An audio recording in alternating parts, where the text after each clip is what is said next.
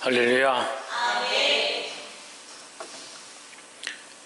사무엘하 2장 말씀 우리 함께 나누겠습니다. 사무엘하 2장은 다윗이 이제 실제적인 왕의 권위를 잇게 되는 장면들이 나옵니다. 다윗은 하나님의 말씀으로 살려고 했는데 사울이 그를 죽이려고 했죠. 하지만 결국 누가 그 원수를 갚으셨냐? 하나님께서 사울의 원수를 갚으셨다. 사울을 죽이셨다는 거죠.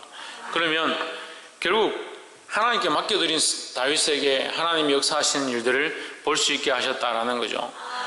그래서 우리가 자꾸 뭔가 이렇게 하려고 하면 안 된다. 하나님께 맡겨드리는 자들이 되어야 한다. 원수 갚는 것도 보복하는 것도 하나님 하시도록 하나님께 맡겨드리는 믿음을 가지기를 주의 이름으로 축복합니다. 본문 4절 말씀에 유다 사람들이 와서 거기서 다윗에게 기름을 부어 유다 족속의 왕을 삼았더라. 혹이 다윗에게 고하여 가로되 사울을 장사한 사람은 길란 야베스 사람들이니이다 하며 했습니다. 길란 야베스 사람들이 그 사울이 벽산 성벽에 매달렸다 하니까 벳단 그 벽에 매달렸다 하니까 그 시체를 사울과 그 아들 시체를 들고 와서 길랏 야베스 사람들이 장사를 지내줬습니다. 그 얘기를 듣고 5절에 다윗이 길랏 야베스 사람들에게 사자를 보내어 너희가 너희 주 사울에게 이처럼 은혜를 베풀어 장사하였으니 여호와께 복을 받을지어다 했습니다. 5절에 여호와께 복을 받을지어다. 누구에게? 여호와께 복을 받을지어다. 죽은 사람을 장사해 줬습니다. 다윗의 원수였습니다. 이미 끝났고 지금까지 그래도 자기가 하나님께 맡겼으니까 그래서 하나님께서 나를 이제 회복해 하시는구나 그렇게 말할 수도 있었지만 끝까지 그건 어떻게 하느냐, 이 하나님을 믿고 있는 이 신뢰를 놓지 않는 거죠. 그래서 보이는 일들보다, 보이는 사건들보다, 살아있는 사람보다 누구를 더 두려워하느냐, 살아계신 하나님을 더 신뢰하고 두려워했다는 거죠. 그래서 사람들이 어떻게 보는가를 염려하지 않고 길란 야베스 사람들이 그 사울을 장사 지낸 것은 여호와의 기름 부은 자 그를 온전히 추대함이고 똑바로 한 행위이기 때문에 그 사람들을 오히려 칭찬했다라는 거예요. 자기 원수지만 너희가 마땅히 할 바를 행한 것이다 이렇게 칭찬하고 하나님께 복을 빌었다라는 거죠. 그래서 이 모습 가운데 다윗은 역시나 보이는 것보다 보이지 아니하는 하나님을 신뢰하고 있고 그 하나님께 맡겨드리고 그 하나님을 두려워하고 있다는 것을 알 수 있습니다.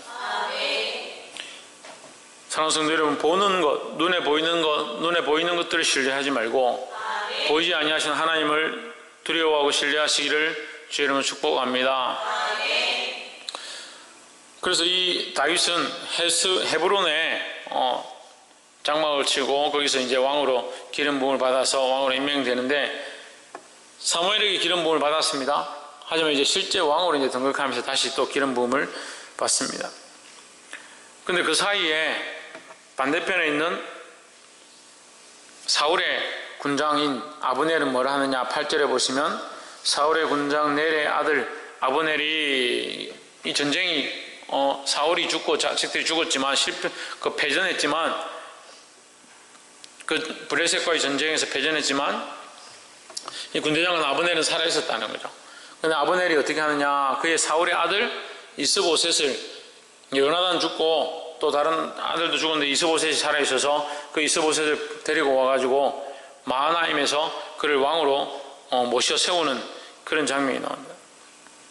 9절에 길랏과 술과 이스라엘과 에브라임과 베냐민과 온 이스라엘 왕을 삼았더라 했습니다. 그래서 다윗의 편에 유대 백성들이, 유다 족속들이 함께 모여가지고 다윗을 왕으로 삼았으면 이스라엘 쪽에는 이 나머지 사람들이 이스보셋을 왕으로 삼은 그런 상황이 되어버렸다라는 거죠. 그렇게 하고 있는데 어떤 사건이 발생하느냐, 13절에 수리아의 아들 요압과 다윗의 신복들도 나와서 기브온 못가에서 저희를 만나 앉으니 했습니다. 기브온 못에 나왔다. 누가 나왔느냐? 군대 장관이 서로 나온 거죠. 군대 장관들이 군인들을 이끌고 나왔는데 어디 나왔느냐? 기브온 못가에 나왔습니다. 기브온 못은 굉장히 큰 우물이었다 했습니다. 그래서 그 주변에 많은 사람들이 이 큰 못을 가지고 먹고 살 수 있고 농경을 할 수 있고 그 생명에 관련된 거니까 이 못 때문에 큰 전쟁들이 많이 있었다라는 거죠.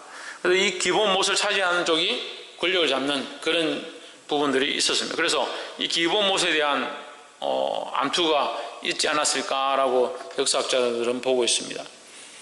그래서 이 상황에서도 마찬가지로 유다와 이스라엘로 나눠졌지만 그 가운데 이들이 이 못을 차지하기 위해서 모였지 않느냐.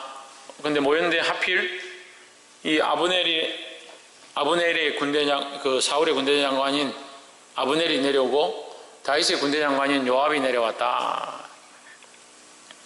같이 군대장관끼리 내려와가지고 그들이 함께 앉았는데 가서 싸우지 않고 이제 장군들이 뭐 가서 싸울 건 없으니까 보고 있는 거죠.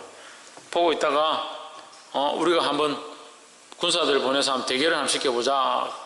그렇게 제의를 해가지고 요압의 병사 12과 아브넬의 병사 12 이렇게 서로 대결을 한 겁니다. 14절에 보면 서로 대결을 했죠. 대결을 했는데 15절에 가서 이들이 뭐 각각 싸운 것이 아니고 싸우면서 한꺼번에 서로 찔러버린 거예요. 그게 우리로 말하면 서로 잡고 서로 찌른 거죠.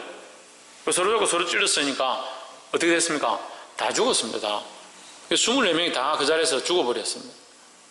이 모습을 보고 이제 우리로 말하면 눈이 뒤집힌 거고 이 모습을 보고 이제 군사들이 가만히 있을 수 없어 달려 들어가지고 다시 전쟁을 계속 시작했어. 그래서 처음에 시작한 것은 그냥 장난 비슷하게 우리가 애들 한번 겨루보기 하자 그렇게 시작했는데 이것이 나라와 나라의 어떻게 보면 이 민족과 민족의 전쟁이 되어버린 거죠.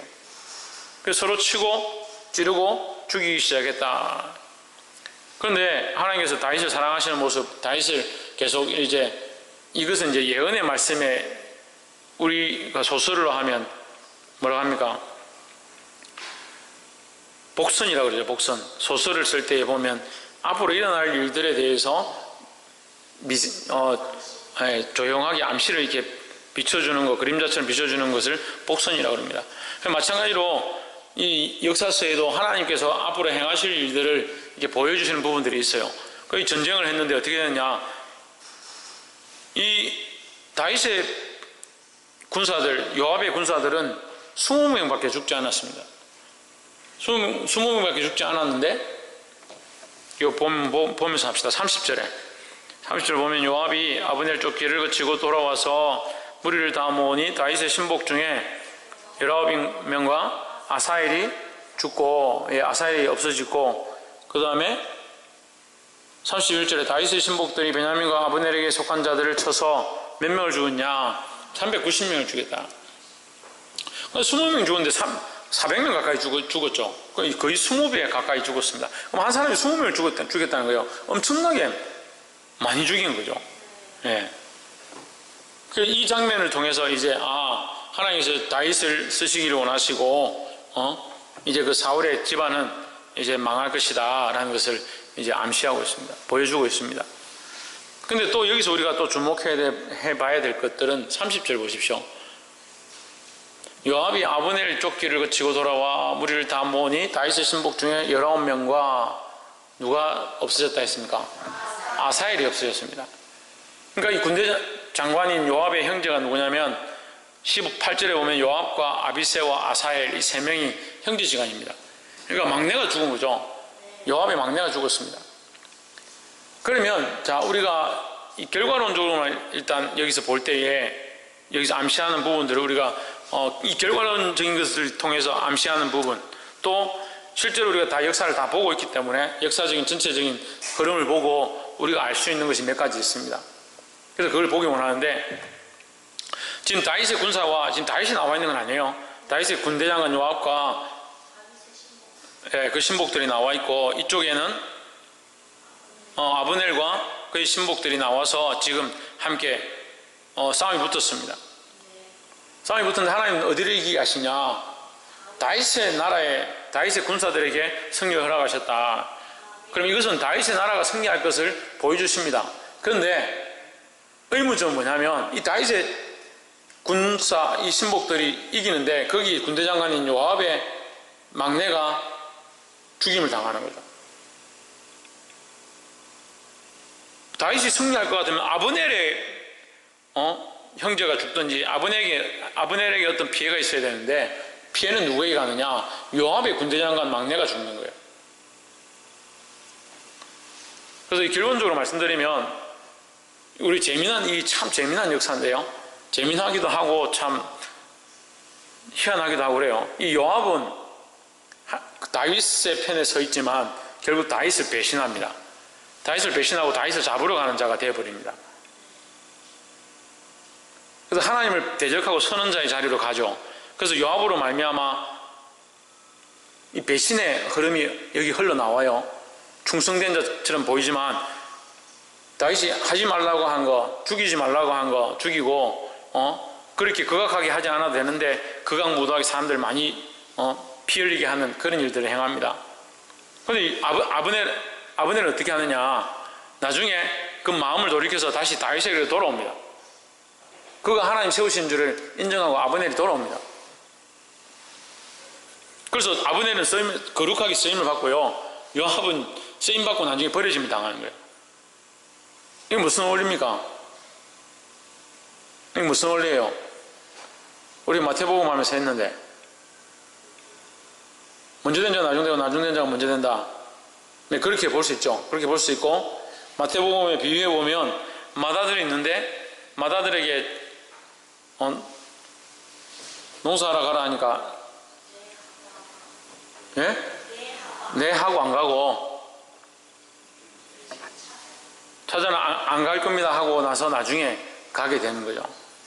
그래서 우리의 인생의 것은 알 수 없는 거예요. 그 사람이 지금 이 땅에서 잘 되고 부귀영화를 누리고 이 땅에 행복하고 좋다고 해서 그 사람이 끝이 하나님 나라의 기쁨과 영광을 보게 될 것이다, 장담할 수가 없습니다. 반대로 지금 신앙생활 열심히 하는 것처럼 교회 나오고 있다고 해서 그 사람이 반드시 천국 가느냐, 그것 또한 우리가 다 알 수 없다라는 거죠. 누구만 아시냐? 하나님만 아냐. 그래서 하나님 앞에 누가 바로 서 있어야 하느냐? 내 자신이 하나님 앞에 바로 서 있어야 된다는 거예요. 이 아브넬의 다윗을 인정하는 모습은 아무도 모르는 거예요. 다윗을 그 하나님 앞에 하나님께서 세우신 자임에 대한 생각을 아브넬이 가지고 있다는 것은 아무도 모르는 겁니다. 하지만 나중에 이것이 드러나죠. 요압이 그 잔인한 생각들과 자기 원수 갚는 것에 급급해서 하나님의 진리를 저버릴 것은 아무도 모릅니다. 하지만 결국 드러나게 됩니다. 그래서 우리가 결국 다 드러날 것들을 우리 안에 가지고 있는 거예요. 시기하고 질투하고 간사하고 폐역하고 거짓말하고 그것과 속이 다른 이 모습들이 결국 드러날 것이다. 그러면 차라리 하나님 앞에 이 밑바닥 가장 더러운 거, 죄악된 모습, 시기 질투하는 모습, 세상을 사랑하는 모습, 이거 하나님 앞에 차라리 꺼내놓고 하나님 씻어 주십시오, 정결케 해 주십시오. 그렇게 하는 것이 오히려 더 맑죠. 그래서 하나님 원하시는 사람으로 바꿔주십시오. 지금 내가 부귀와 존귀와 영광, 하나님 재물, 그거 바라지 않습니다. 남들이 인정해 주는 거 그거 바라지 않습니다. 나의 이 연약하고 폐역한 인간성, 바꾸지 못한 나의 자아와 근본, 하나님 이것을 바꾸게 도와주십시오. 이렇게 부르짖는 게 맞죠. 근데 우리는 맨날 뭐 부르짖습니까? 하나님 내게 일용할 양식을 주시고 먹고 살게 하시고 내 생업을 좀 책임지시고 나의 갈 길을 좀 인도해 주십시오. 그것에 매어 달리는 거예요. 보게 되길 소망합니다. 21절에 아브넬이 저에게 이르되 너는 좌편으로나 우편으로나 치우쳐서 소년 하나를 잡아 그 군복을 빼앗으라. 요압과 아비새와 아브넬이 형제인데 아사헬이 형제인데 아사헬이 누굴 잡으러 가느냐? 아브넬을 잡으러 간 거예요. 막내가 이 다름질을 잘했다고 그래요. 얼마나 빠른지 이 아브넬을 막 쫓아가는 겁니다. 그러니까 아브넬이 너를 죽이고 싶지 않다. 내가 너를 죽인다면 내가 너희 형을 어떻게 보겠느냐? 나를 따라오지 말고 차라리 다른 군사를 잡아서 그의 군복을 빼앗는 것이 낫지 않느냐. 다른 사람과 싸워라 이 말이에요. 다른 군사와 싸워라. 나에게 오지 마라. 내가 너를 죽일까 걱정한다. 이렇게 하면서 오지 마라 하는데도 계속 쫓아오는 거죠. 그리고 어쩔 수 없이 아브넬이 22절에 23절에 저가 치우치기를 싫어하며 아브넬이 창 뒤끝으로 그 배를 찌르니 창이 그 등을 꿰뚫고 나간지라. 곧 그곳에 엎드려져 죽음에 아사엘이 엎드려져 죽은 곳에 이르는 자마다 머물러 섰더라. 여기서 아브넬이 오히려 신중하고 걱정하고 적이지만 내가 너희 형의 얼굴을 어떻게 보겠냐. 나에게 가까이 오지 말라. 계속 경고를 하는 겁니다. 이것을 단편적으로 볼 때는 아사엘을 왜 죽였냐? 왜 사람을 죽이고 그렇게 하냐? 이 결과론적으로만 그렇게 볼 수 있지만 아브넬은 그를 죽이고 싶지 않았다는 거죠. 그를 경고했고 그는 신중했다는 거죠. 근데 오히려 지금 요압은 어떻게 말하느냐? 26절에 보시죠. 아브넬이 요압에게 외쳐가로되 칼이 영영이 사람을 상하겠느냐? 마침내 참혹한 일이 생길 줄을 알지 못하느냐? 내가 언제나 무리에게 그의 형제 쫓기를 그치라 하겠느냐? 네가 우리를 공격한 것이 문제지 않느냐? 너희가 나를 쫓아왔기 때문에 죽임을 당한 게 아니냐? 너희들이 나를 쫓아왔기 때문에 아사엘이 상한 거 아니냐? 이렇게 설명하는 거예요. 그래서 내가 아사엘을 죽이려고 한 게 아니다. 그가 나를 쫓아오다 보니까 상황이 이렇게 된 거 아니냐? 왜 이렇게 싸움을 벌였느냐? 이렇게 말을 한 거죠. 근데 27절에서 요압이 뭐라고 하냐면, 여러분 이거 잘 봐야 되는데요. 요압이 가로되 하나님이 사시거니와 내가 혼단의 말을 내지 아니하였다면 무리가 아침에 다 돌아갔을 것이요 그 형제를 쫓지 아니하였으리라 하고 했습니다. 우리가 27절만 보면 요압이 더 믿음이 있는 것 같고 하나님 뜻대로 행하는 건 사람처럼 보이는 거예요. 그 문제는 우리가 하나님이라는 말을 너무 쉽게 하고 누구든지 하나님이란 말을 한다든지 믿음이라 이런 말을 한다든지 십자가라는 말을 하면 너무 쉽게 신뢰하는 거예요. 근데 지금 우리가 지금까지 사무엘 상하를 보고 있습니다. 계속. 그래서 하나님을 외치는 것, 하나님 살아계심을 두고 내가 말하노니 하는 이런 것들이 다 진실이 아님을 우리가 보았습니다. 누가 그런 말 제일 많이 했습니까? 사울이 그랬죠. 사울이. 근데 요압도 지금 그렇게 하는 거예요. 요압이 하나님 살아계심을 두고 내가 맹세한다 이렇게 말하면서 누구에게 핑계를 댑니까? 아브넬에게 핑계 대는 거예요. 아브넬에게. 지금 전쟁이 장군 둘이서 우리가 12명씩 지금 한번 겨뤄보자 그렇게 해서 시작된 건데 아브넬에게 핑계를 대는 거예요. 책임 전가를 시키는 겁니다. 우리는요 핑계 댈 수 없는 그런 삶을 살아야 합니다. 또한 핑계 대지 말아야 합니다. 그러면 우리가 내가 핑계대지 않고 다른 사람들로 핑계대지 않도록 하기 위해서 어떻게 해야 되느냐? 온전히 복음을 전하는 거예요. 나 또한 어떻게 합니까? 온전히 믿음 안에 서는 겁니다. 우리 필리핀에 교회를 세우고 나니까 사람들이 막 부러워하고 어떻게 하면 그렇게 했냐고 막 그렇게 이 말을 하는 거예요. 똑같은 상황 가운데 세우지 못한 교회들은 자기 뭐 일이 있고 생활이 있고 교회 재정이 있고 어렵고 힘들고 다 핑계가 있는 거예요. 이유가 있는 거예요. 자기들 나름대로 이유가 있는 거예요. 그 얘기를 나눠보면요 자기들 다 살기 힘들어요. 삶이 바쁘고 상황들이 다 복잡한 거예요. 하지만 하나님 앞에 핑계 댈 필요가 없는 거예요. 내가 믿음으로 살면 하나님 알아서 우리를 판단하실 거지. 삶을 믿음으로 똑바로 살지 못하니까 자꾸 핑계 대는 겁니다. 뭐 때문에 안 됐습니다. 뭐 때문에 안 됐습니다. 당신은 굳은 자라 그래서 그 하나님께 받은 달란트를 어떻게 합니까? 땅에 묻어놓는 어리석은 짓들을 범하는 거예요. 믿음으로 살지 않고 하나님 원하시는 대로 살지 않고 자꾸 핑계하는 거예요. 인생이 그런 거예요. 인생이. 내가 복음으로 전해야 될 사람, 복음으로 나아야 될 사람, 하나님 이끌어야 될 사람, 믿음으로 바른 길로 나오도록 이끌어야 되는데 자꾸 뭐 하고 있느냐? 핑계하고 있는 거예요. 그 사람은 이래서 안 됩니다. 저 사람은 이래서 안 됩니다. 저 사람은 이래서 할 수 없습니다. 이런 상황이 안 돼서 내가 못 합니다. 자꾸 핑계만 대고 있다.